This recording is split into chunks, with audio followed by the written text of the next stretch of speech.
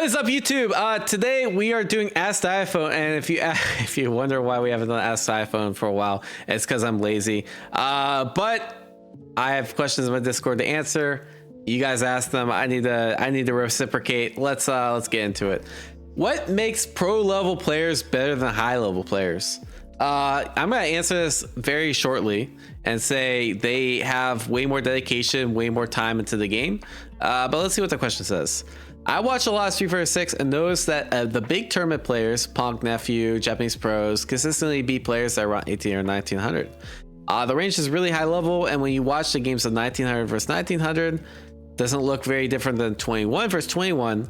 But yeah, when they play against each other, the 2100 MR players come out on top. Yeah, I mean, statistically, they're going to come out on top like 80% of the time, if I'm doing my ELO math correctly. Seems like high level players all have good fundies and I can adapt. Yeah, so Vunder linked my video about skills that separate top players from the rest. I think realistically it's more emphasis on the skills, right? Their skills are going to be more refined. So if you look at like 1900 level gameplay or even like 1700 level gameplay in Street Fighter, realistically Street Fighter is not a very tech dense game, right? There's no options that like in Street Fighter aren't represented somewhere else, if that makes sense. Like for example, like you can learn the vast majority of your character and like the best combos, you can learn the best tech, you can learn the best like options, like Fireball Drive Rush. Anyone after like 100 hours of practice can perfect Fireball Drive Rush, right? So all of that's going to look very similar, but the stuff that like you don't really see, like the high level mind games and like the reactions and the footsies, like all that stuff to an untrained eye, it's going to look the same at 1500 as it will at 2100. But realistically, like the pro players are just so much better at that because honestly, they've just spent a lot more time with the game, right? I think there's a chart by Cat Cammy hours in master rankings. Maybe this.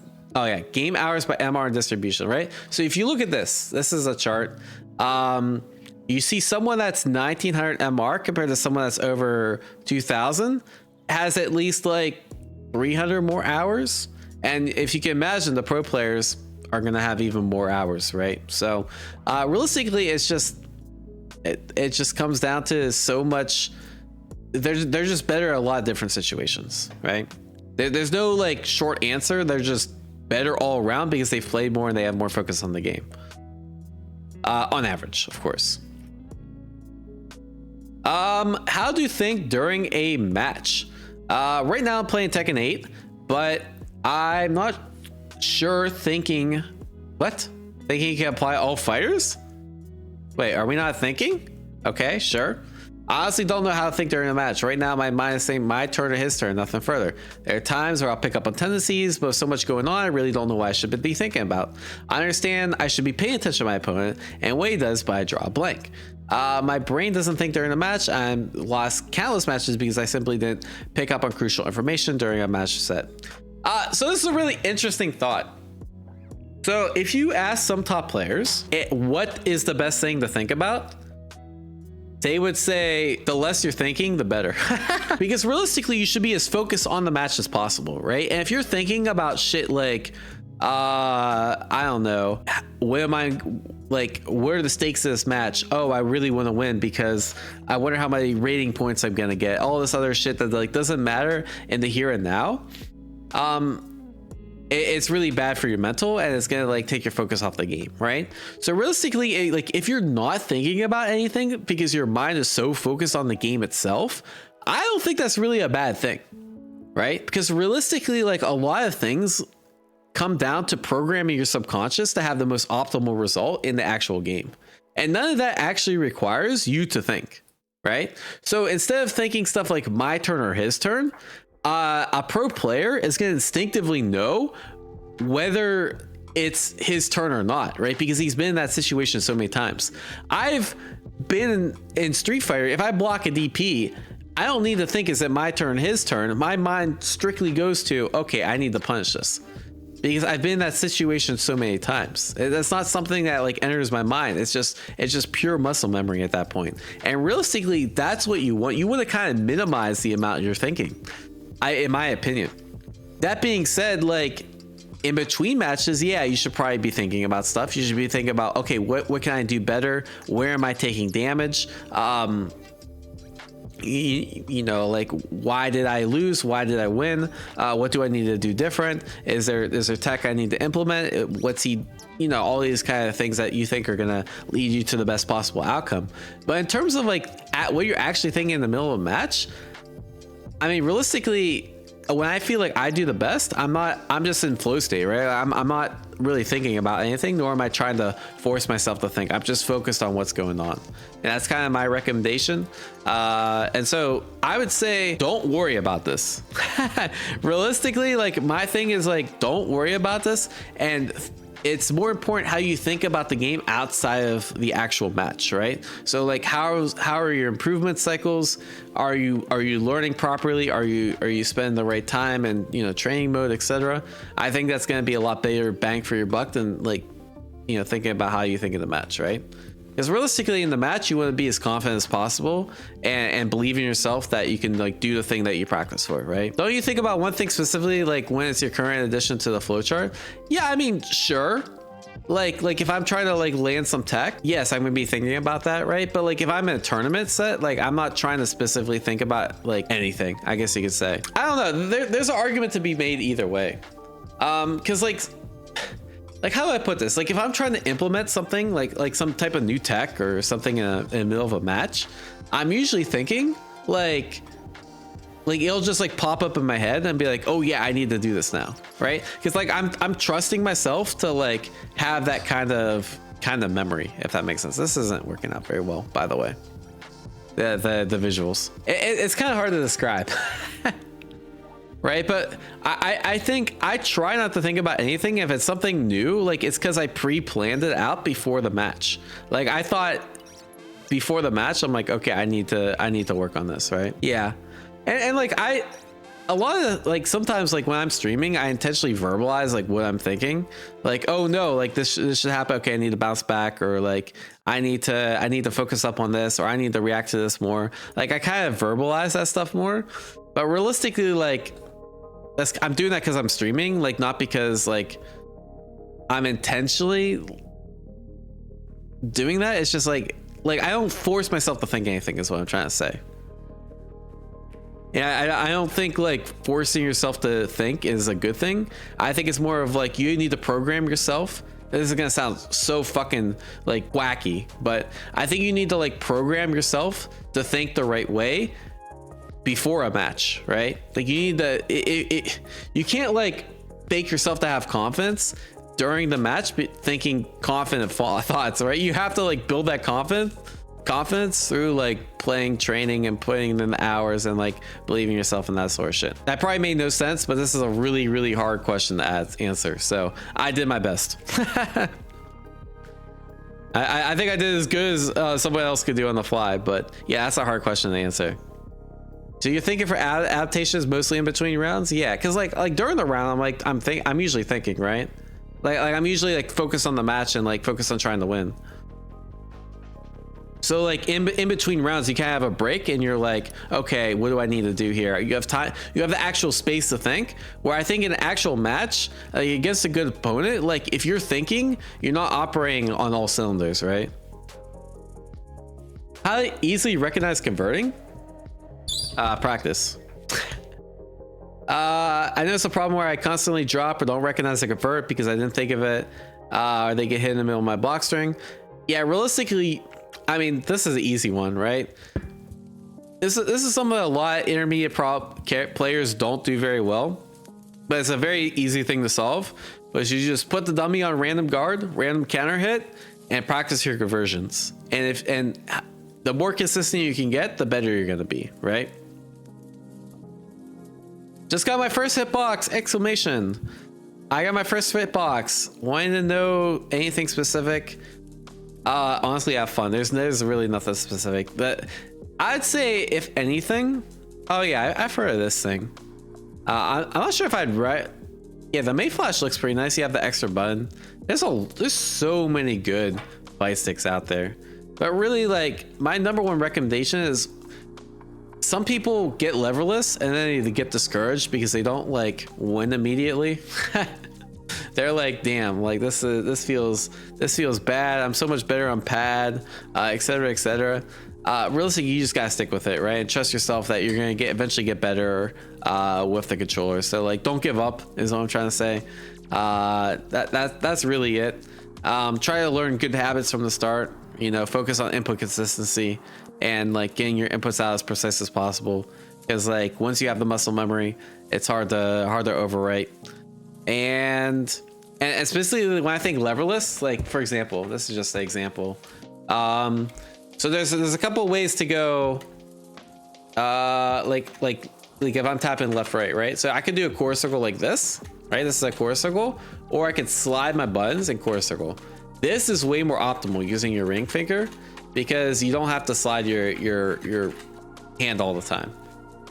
So stuff like that, like, you know, trying to learn the right way to do things, I think like that is really important. And don't give up. And if it hurts, don't fight through the pain. Switch controllers.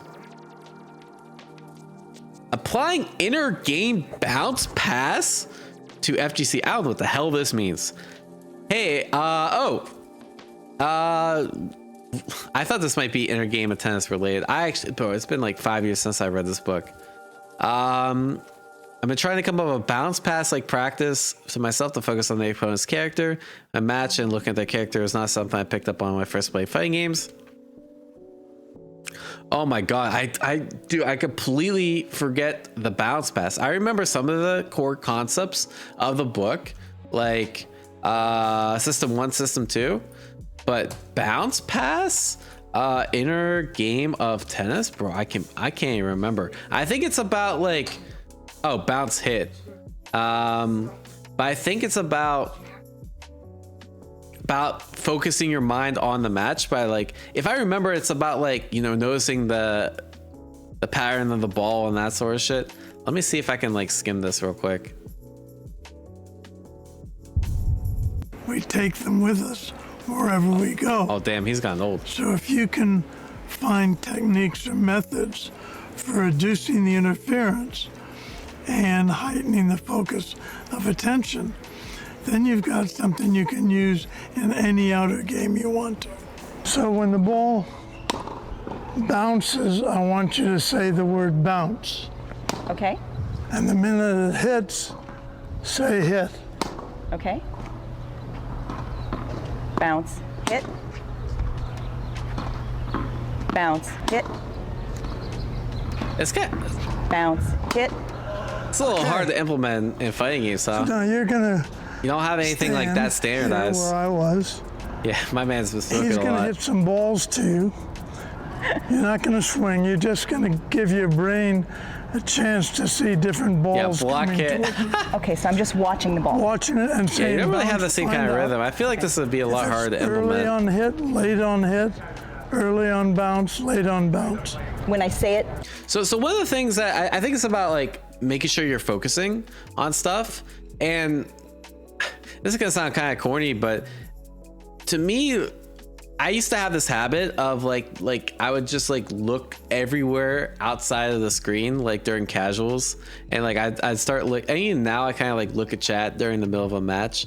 But when I'm actually in the middle of a game, like I used to not be able to like focus fully, and I would just always remind myself to like always stare at the monitor. I know that sounds like kind of weird, but like I always remind myself to stare at the monitor. Now like it's like so burned in my subconscious that I'm not like distracted, I guess you could say. But I don't know, honestly. Like if this is really just to improve your focus, one, I think it's like be aware of where your focus is going. And if it's not going in the right way, you know, like it's important to recognize when you lose focus. And then just like learning how to focus on anything, how to focus while studying. Right? It's like, you know, make sure you don't burn yourself out. Make sure you have a area that lets you study, you know, that sort of shit, right? Try breathing techniques. Yeah, I was gonna say like meditation probably helps you focus. Exercising can help you focus. Yeah, I mean like this is just general focus question, right? Yeah, I mean I think in general the better you get, if we were to talk about specifically like looking at the opponent, not your character, the better you get, the more you're gonna stare at your opponent, right? But realistically, like you have to get comfortable with the game in order to look at your opponent. Because like if you press jab and you don't know like what your character actually does when you press jab, you're gonna have to look at your character, right? So I think a lot of that just comes down to like experience and understanding like I don't need to look at my character because I know where they are, because I've been in this situation so many times from hitting these buttons, and I know what my character is gonna do.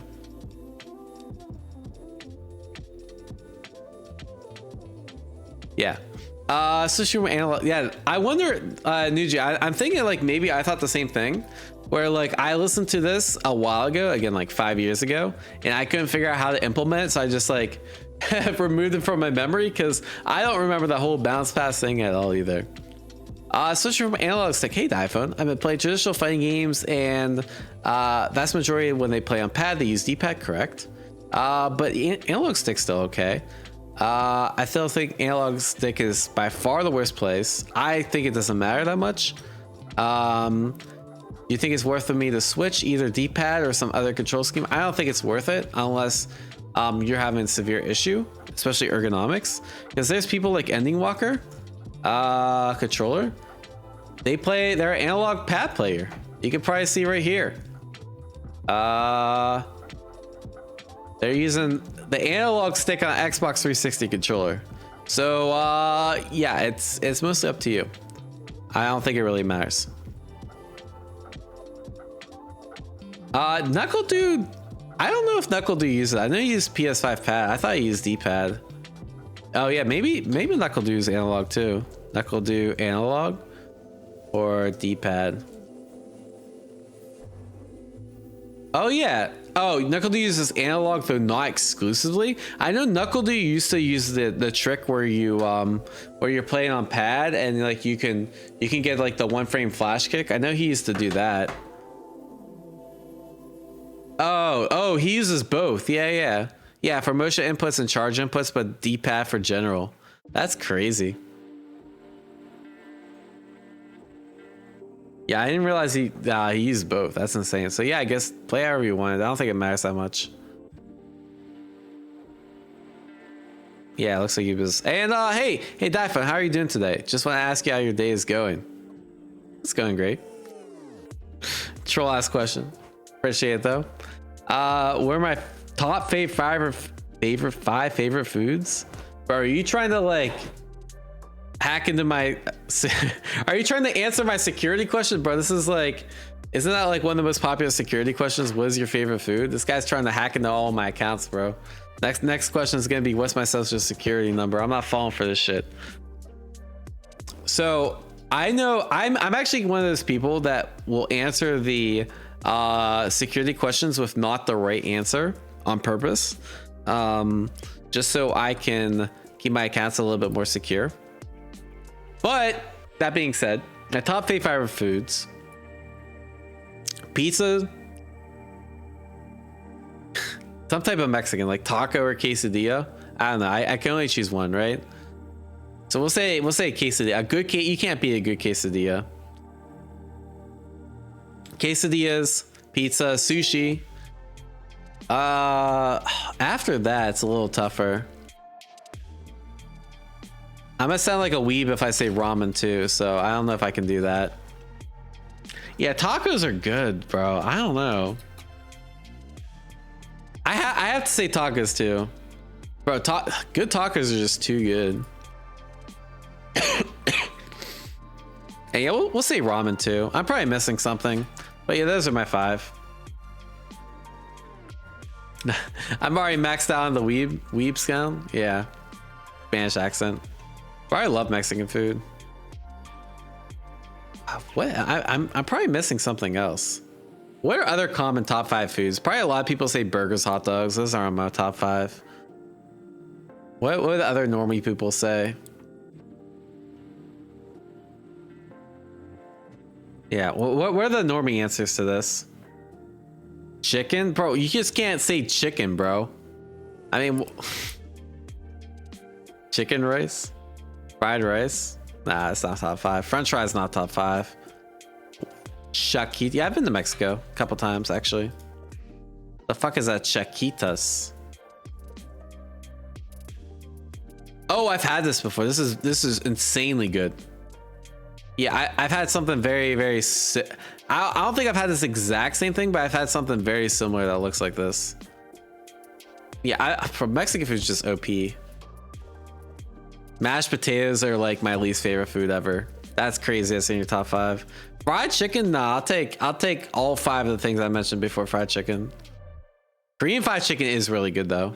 Every gyro, yeah, that's like top 10. I love gyros, but quesadilla is clear in my opinion.